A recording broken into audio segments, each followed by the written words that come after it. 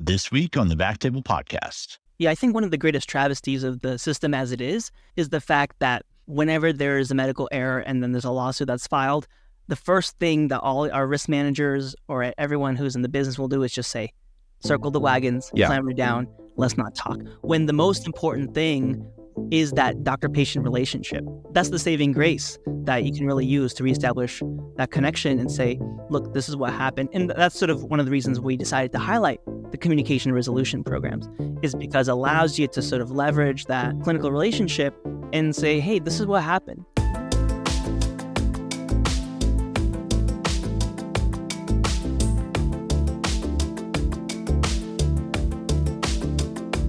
Hello, everyone, and welcome to the BackTable podcast, your source for all things interventional and endovascular.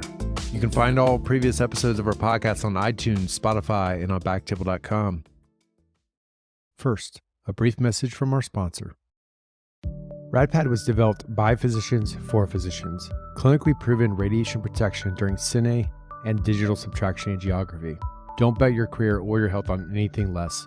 Trust RADPAD radiation protection shields for all your fluoro-guided interventions. See radpad.com for more information and contact info@radpad.com for a free radiation evaluation and a no-brainer radiation protection cap.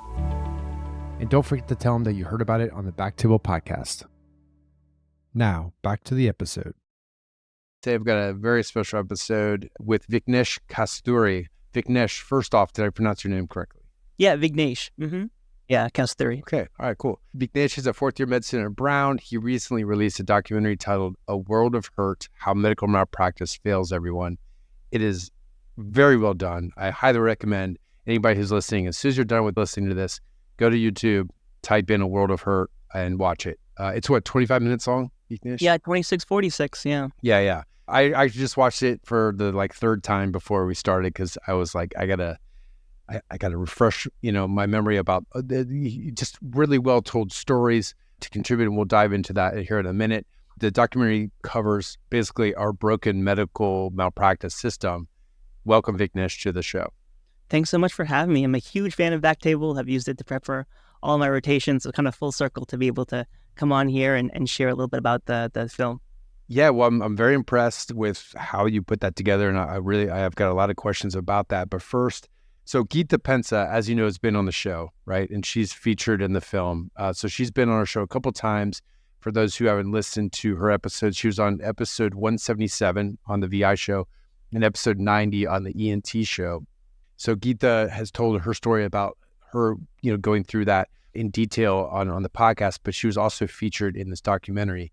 So I have a feeling she has something to do with the story behind what led you to create this film, but I want you to tell us about the story behind what led you to create it. Sure. So I think there's a couple different sources of inspiration for the film. The first is Alex and I. Alex is one of the co-directors on the film. We made a podcast, not as illustrious as BackTable, of course, but it was called Back of the Chart. And we would bring in doctor-patient dyads. We'd email doctors, say, hey, would you be able to bring in a patient who reminds you of why you got into medicine or, would be your favorite patient, and talk about what made that relationship work. And so as learning to do the podcasting craft, we took a course from Dr. Pensa. And at that time, she was producing and releasing The L Word. And we got to hear clips from there, and sort of we did 2 seasons of that podcast. And one of the things that really struck us was all the things outside of medicine that affected the provision of care. One of those things is the sword of Damocles that hangs over every physician, medical malpractice, the fear of being sued. And then finally, I wrote my undergraduate thesis on medical malpractice. And so all those sorts of things came together. And so in the fall of 2019, right as COVID was taking off, we reached out to Dr. Pensa and said, we'd be interested in doing a film about medical malpractice. We have the storytelling chops a little bit from the podcast. Alex and I were both really into photography, and so we thought we could sort of meld those interests and abilities together and tell, a story that is very taboo. There is really no documentary out there about the medical malpractice system. There's documentaries about specific errors, but nothing really about the medical malpractice system, how it fails doctors, how it fails patients, and what a better way it might look like. And so that's why we sort of wanted to put the film together. And is your co-director, is he in medical school as well? Yeah. Alex is also a medical student. Is he in your class? Yeah, exactly. Yeah. Alex and I are both in the 8-year BSMD program at Brown. And so we met in undergrad and have done a couple projects together. So had you ever, did you do a rotation with Geeta, or you just heard her podcast and discovered she was at Brown as well? We knew that she was doing this preclinical elective for medical students and sort of undergraduate students in the program as well about podcasting. And so we signed up for that course. And as part of that, we produced an episode of the podcast, and we wanted to produce a couple seasons of the podcast as well. So that's how we got in contact. And then later she was a huge resource for putting this film together. And so it's exceptionally well done. Had you said you've done podcasting before, but had you put together an actual documentary before in undergrad? No, and so I neglected to mention Dr. Mark Brady. So when we reached out to Dr. Pensa about this, she said, who you should talk to is Dr. Mark Brady. He's a PD in emergency medicine at Tennessee at Memphis. He started the EM residency program there. He's made several documentaries himself, one of which he was just finishing up was the New York Times op doc, Dying in Your Mother's Arms, that later went on to be nominated for an Emmy. And so he was looking for his next project. And one of the things he was interested in, of course, being an emergency medicine physician, was medical malpractice. And it sort of happened to be serendipity that we were able to be connected. And he was a huge mentor for us and sort of putting together, EP'd the film as well. And so it's very much a group effort. And we couldn't have done it, without all the support, not only of folks at Brown, but all the people who are so generous to share their stories. Absolutely. And for those who haven't listened yet, these are incredible stories being told. And I imagine there's so many pieces to putting a documentary to like this together, even a 25-minute one. Where do you start? Once you're okay, we got the team, we got the sort of idea in place, where did you start researching which stories you're going to tell? Yeah, a lot of it's sort of banging your head against walls, right?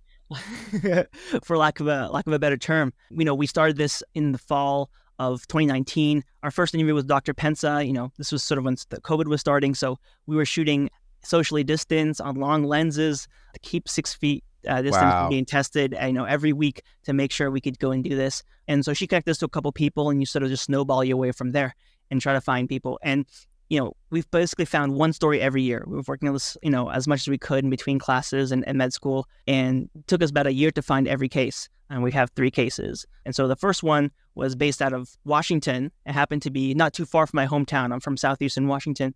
And that's Dr. Seaman's case, Matt Seaman. And we talked to his widow, Dr. Linda Seaman, about his experience going through that case. And so that was the first thing. We flew into my small hometown airport. Alex flew in as well. We had, 2 Pelican cases of a year that Dr. Brady had. I had this camera that I'm filming on right now as well. And we sort of went on a little road trip of Washington.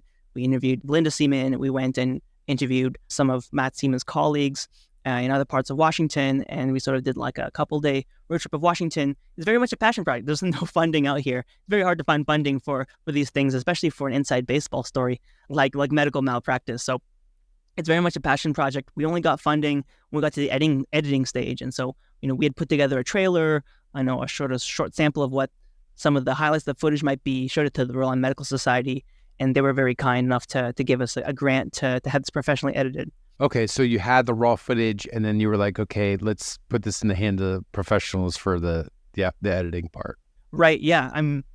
It's not sort of, you can sort of send it off. A lot of it's sort of a very collaborative effort over several months of being this is what we see for the film. Is this something that's feasible? What are some ways to make this happen? And the thing about film that is different from podcasting is not only do you have to have the audio right, but people have to provide it in a way that's compelling on camera.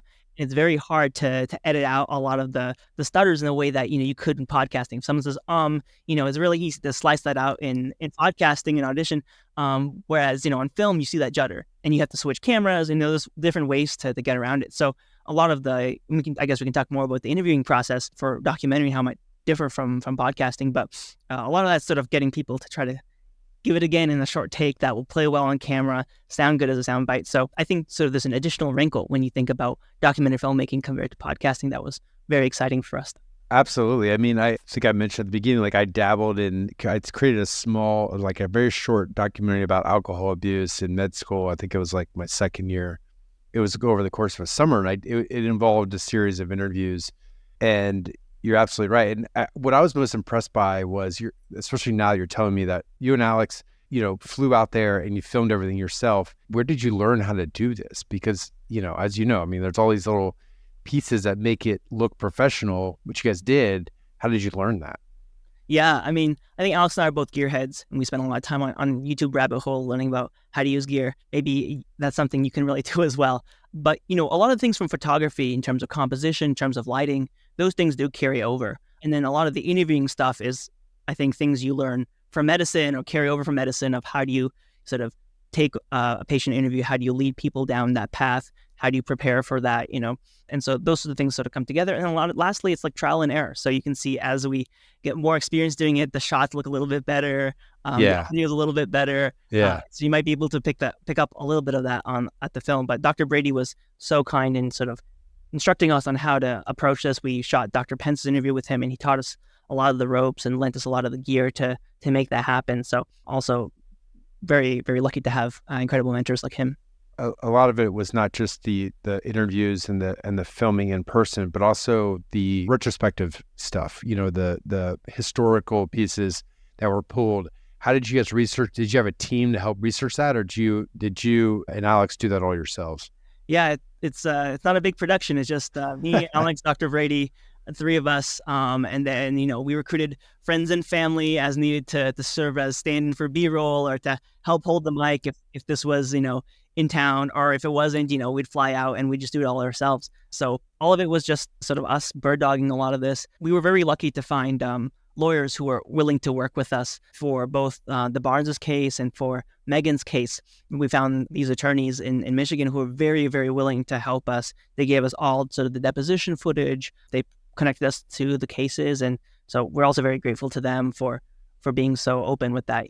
It's interesting when we went through the process of trying to find cases. So many times people would be like, oh, this sounds amazing. I know X, Y, and Z cases. And then what would happen is they would think about it and they said, sorry, I can't do that. I'm sorry. It's just like legally not the best look for us. So a lot of dead ends. And then even when we're trying to find a case to illustrate the communication resolution programs, those CRP programs that we highlight in the film, we found this one case and the hospital sort of had released a video about these folks. So we said, if they've gone public with their story, it'd be great to get them on camera. And we were about to buy plane tickets to go see him. And then the CEO of the hospital basically vetoed it and said, no, we don't feel comfortable with independent documentary production talking about this case. So it goes to show even in those places where so many steps have been made to approach medical error in a way, from a medical approach rather than a legal approach, and to do all sorts of things, there's still a lot of taboo around the topic and a lot of hesitancy about talking about him. Yeah, absolutely. I mean, do you think that was like the biggest challenge of putting this together, is just getting that honesty from, you captured 3 really profound stories, but I imagine that was, how many stories did you have to hear to whittle it down to just 3? Yeah, I think we probably sent up like 20 Zoom interviews to pre-interview people and get a sense of whatnot. But in a lot of ways, beggars can't be choosers. And we were really lucky that the stories we found were so profound and people were so willing to open up on camera. It's one of those things that maybe you've noticed as well. Podcasting is, for the first 30 minutes, guests are, very much holding their cards to their chest. They're shielded. And then 30 minutes in, people sort of start to open up. And you sort of see that on film as well. Sometimes what, you would notice, even 30 minutes in, you have to swap out batteries, swap out memory cards. You'd hit the pause button, they would hear the camera go off, and then they would like relax and they would tell you all the most profound things. And you're like, oh man, if only that was on camera. So one of those things, of course, that's part of the craft of documentary filmmaking, is trying to get people to be comfortable on camera and sort of really open up. And I think that just sort of comes with time as you build rapport on camera. People are willing to open up and they understand that, you really want to hear their story. Yeah, it is. You're right. It is commonplace. And a lot of times what happens, a lot of our hosts will grumble, like they'll stop recording and then they'll keep talking because they're just interested in what, whatever the topic is. And some of the best stuff comes afterwards when you've stopped. And it's so true. And because some people are like, oh, you should have like short format content, like just do 10-minute episodes. But it takes 10 minutes for people to even just get into to just get over the awkwardness, of like being on, like you said, on record. Here we are, we're like 20 minutes in, and finally we're kind of settling into the conversation, but it's that whole introduction. You might even cut all that out, right? but you have to get through, you have to experience it. You have to get through it before you get to the good stuff. Wouldn't you say? Certainly. Yeah.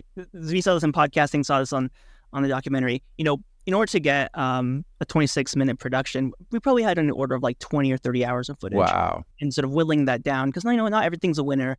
And then what happens is the editor will they'll do like cuts of each storyline and put them together.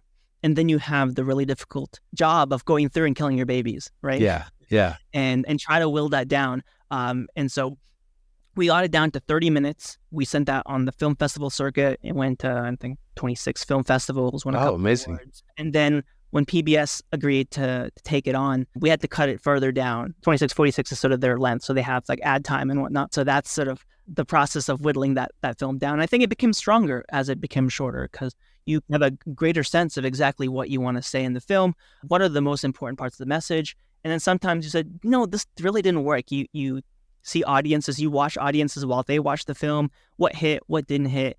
Oh, people keep getting confused here. I wonder if you remember that thing that person said way back in the day, do you think that would work here? And then you try that, and then, you go back and forth. And so we're very happy with the way the film turned out. I'm very happy that we were able to go through that process. What a fun creative process, but at the same time, like you said, like beating your head against the wall, because you're like you said, it just you're feeling you're making sacrifices where you're cutting out stuff that you find important, but like you said, maybe the audience doesn't, and that is challenging. Did you ever? Sometimes we've had that happen, very rarely, where a guest says, "Hey, I noticed you cut this part out. Why'd you do that?" Did you guys have any issues with that? No, not in particular. I think there's so many things that were left on the cutting floor that we would have loved to keep in. And one of the things, and especially when you're covering something medical, is there's this huge impulse on the side of healthcare providers looking at this, of trying to, do their own deduction as to what happened and would have got it, would have not. And one of the decisions we had to make in the film is say, that's sort of besides the point. What we're trying to do is highlight the way the system addresses these errors, not whether or not you would have gotten these errors right or not. And so that was one of the things where you'll notice we cut out a lot of the medical stuff. One, because it's aimed at a lay audience, but also because we don't want people to sort of focus on trying to solve the case for themselves, rather than looking at what we're trying to say about the system as a whole, which is that it's broken. I think that's smart, and that I got caught up in that too. And I think that one of the sort of like cringiest parts of it for me as a radiologist, both as a diagnostic and interventional radiologist, is the head CT miss, right? And you're just like, oh my God, it's so gut wrenching, because it could happen to anybody, and that guy just had a stack of cases, and he's just because of the necessity of the speed at which you have to read those cases, it was just an unlucky miss, not to take away from his skill or ability. And hearing his testimony, you guys did a perfect job of just that little bit of testimony showing his remorse. Like, look, I lost a lot of sleep over this. And that's what the family wants to hear, for sure, and the patients want to hear is that the doctors do feel remorse, because if they don't get that, then they feel like that person, that physician, that miss, that's a monster.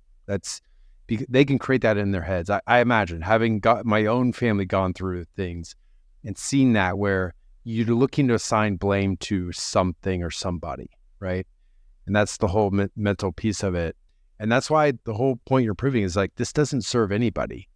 One of the other bone-chilling parts of it was for the sister of Megan, who was saying basically, it was almost like she was expecting that those physicians would not practice anymore, which I think is, I could see that viewpoint, but also unfair to those physicians, because they are also at the same time saving lives every single day. They had a mistake, right? Which humans make. And so that to me was really tough to hear, but I also understand. Yeah, I think one of the greatest travesties of the system as it is the fact that whenever there is a medical error and then there's a lawsuit that's filed, the first thing that all our risk managers or everyone who's in the business will do is just say, circle the wagons, slam it down, let's not talk. When the most important thing is that doctor-patient relationship, right? That's the saving grace that you can really use to reestablish that connection and say, look, this is what happened. And that's sort of one of the reasons we decided to highlight the communication resolution programs, is because it allows you to sort of leverage that clinical relationship and say, hey, this is what happened. And, that's one of the biggest, like, why do patients sue, right? Like, they want to know what happened. No one tells them what happens. Everyone clambers down, no one knows what happens. Second is, if something bad happened, they want compensation and they want to make sure it doesn't happen to anyone else. There's the sense that what happened to their loved one shouldn't happen to anyone else. And so these communication resolution programs, they allow you to address that because, they bring in their lawyer, you have a very honest conversation as to what happened. And, do we stand by this care? Do we not? Either way, we're going to let you know what happened. If we don't stand by this care, we're going to offer you a settlement, some sort of compensation. And we can do that way quicker than we can if we go through the legal process, drag this out for 8 years, at which time the compensation might not be as high yield. And then finally, people get a sense of what it is that the system's going to do to make sure that doesn't happen again. So it addresses all those points, and it uses the medical system rather than the legal system to do that. So that's one of the reasons why we chose to highlight the communication resolution programs in the film. Yeah, that was very smart, because literally all three stories are really profound and teach you something. And it was the third one with the couple with the baby, right? What I loved about that story was that they did get some resolution because they got to meet the physician afterwards and hug it out and cry together. And I think it helps, to me, from the patient perspective, it helps to realize that physician is also hurting, right? Because from the physician perspective, like you said, we're actually, walls are put up as soon as there's any kind of, even talk about legal action. Walls are put up and we're not allowed to communicate. And I don't think the patients realize that. And they don't realize how much the physicians are hurting on our side. And so to be able to experience that together so that the physician feels better about what happened, talking to the parents of that child that died, that to me was really impactful. And if only there was a pathway for that, but there's not, right? I don't know how that unfolded, how that happened, but like I would say most of the time from what I've heard is you are not allowed to speak to the patients whatsoever. Right.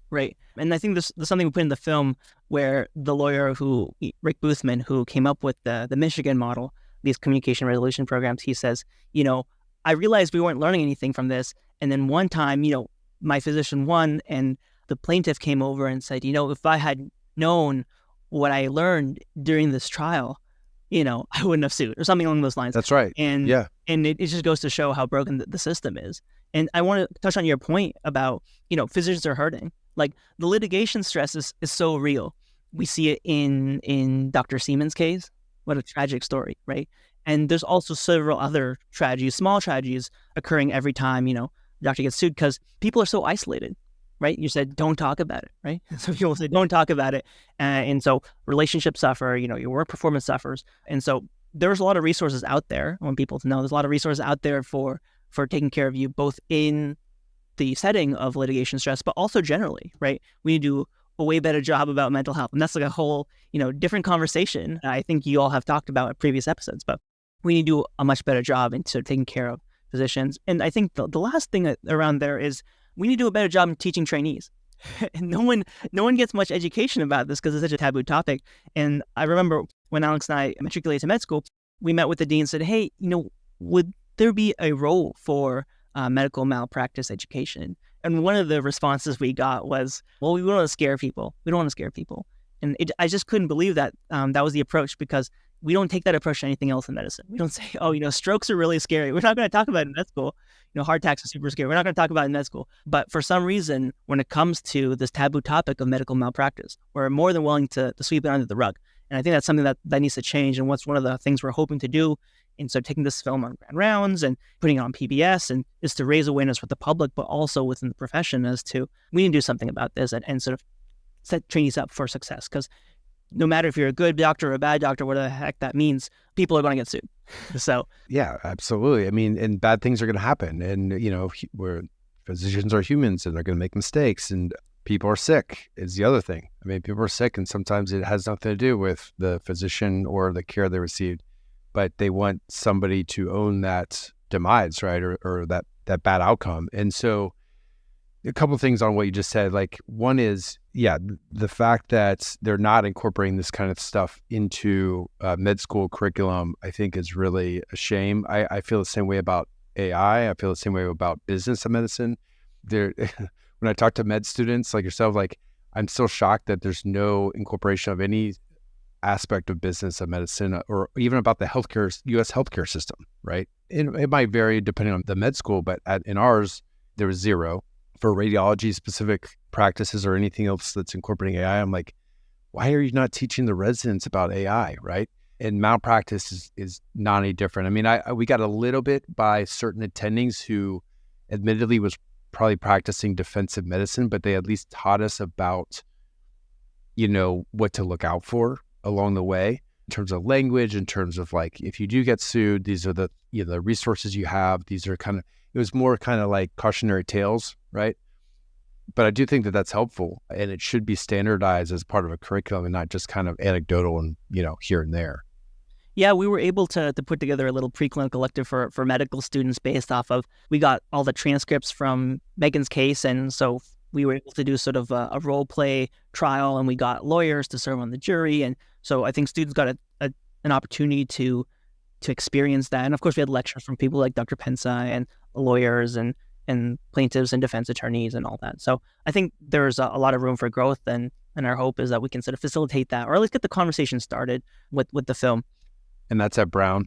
Yeah, exactly. Okay. Yeah. And have you had any success like replicating that with other schools or any other med students that you've talked to like try and push that at their schools? Would love to. If you're interested, please reach out.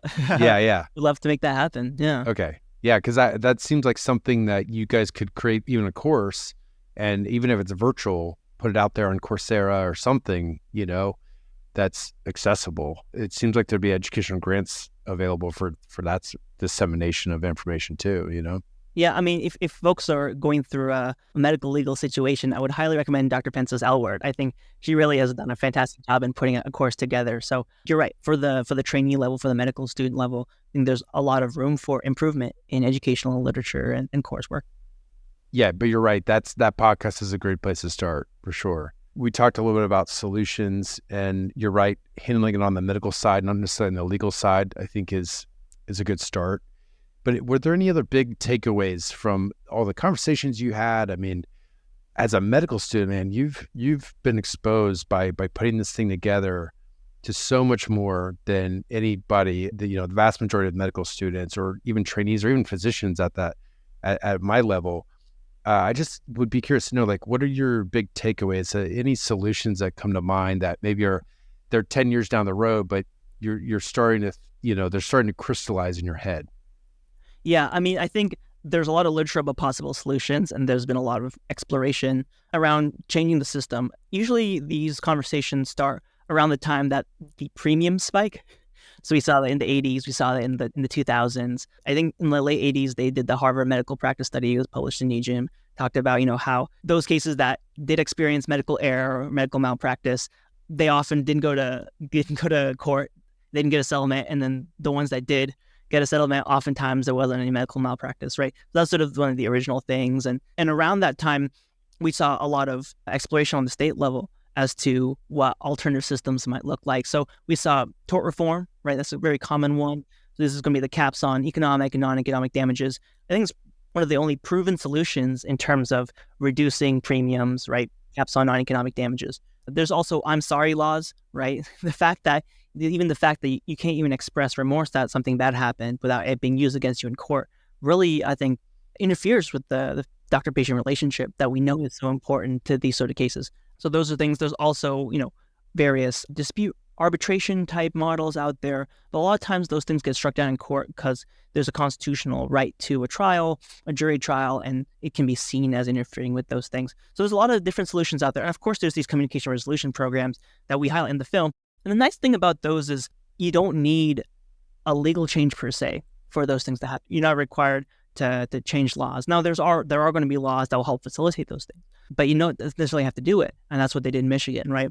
And the data, I mean, there's a couple places across the country that have done it. I think Stanford's done it, Michigan's done it, some of the Boston programs have done it as well.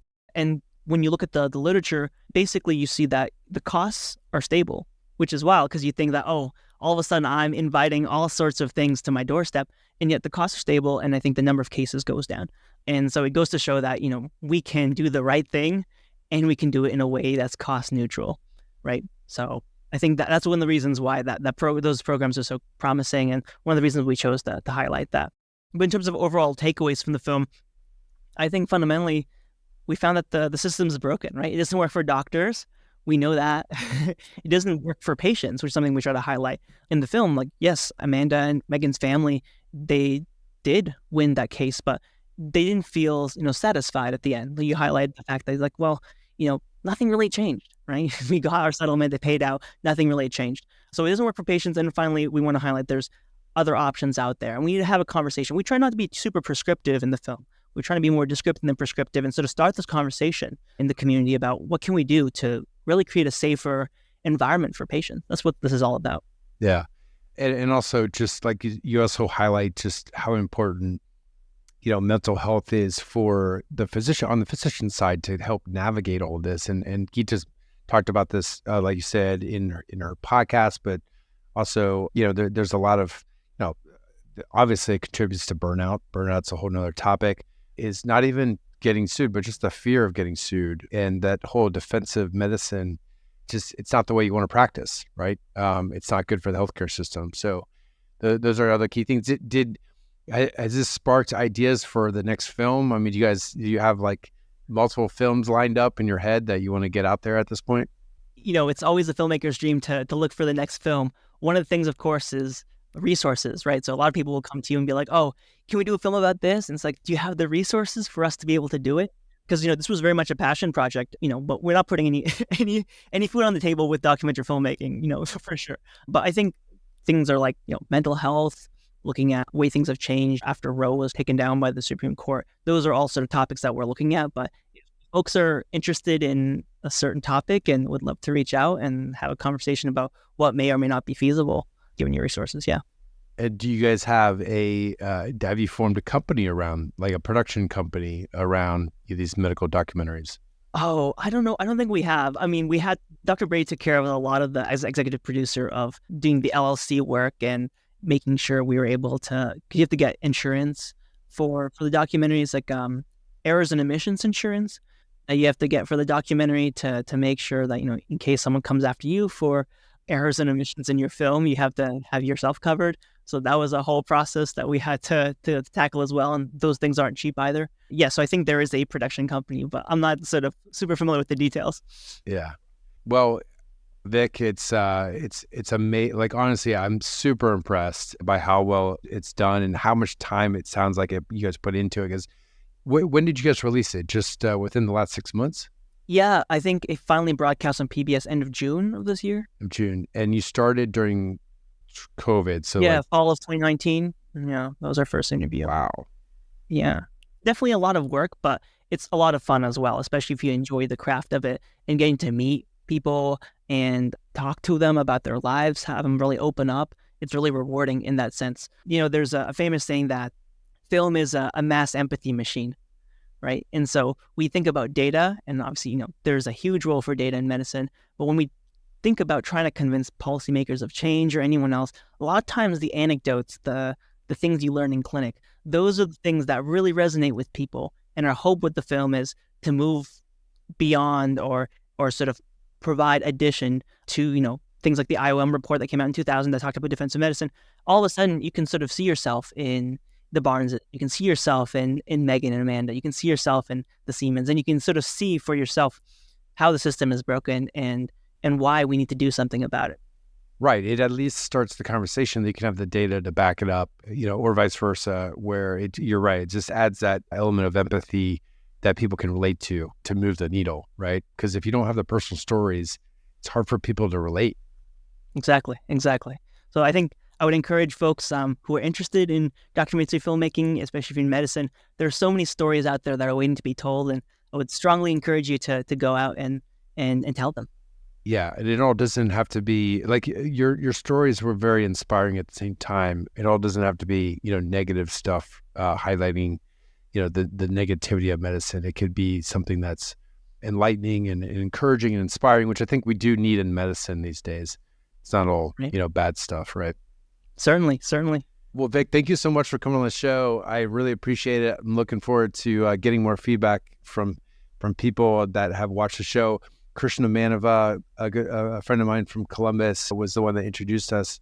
And he was like, Aaron, because his wife's a physician, my wife's a physician. And, when we get together, we're obviously just talking about doctor stuff. But he was like, man, you got to watch this. It is really good. And it like brought us to tears. And so, of course, I immediately, from Krishna's recommendation, I immediately watched it and agreed and then reached out to you. So thank you again for sharing your story and looking forward to the next one.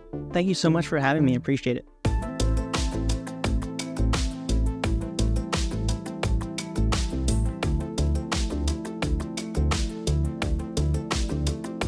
Thank you so much for listening. If you haven't already, make sure to subscribe, rate the podcast 5 stars, and share with a friend. If you have any questions or comments, direct message us at @_BackTable on Instagram, Twitter, or LinkedIn.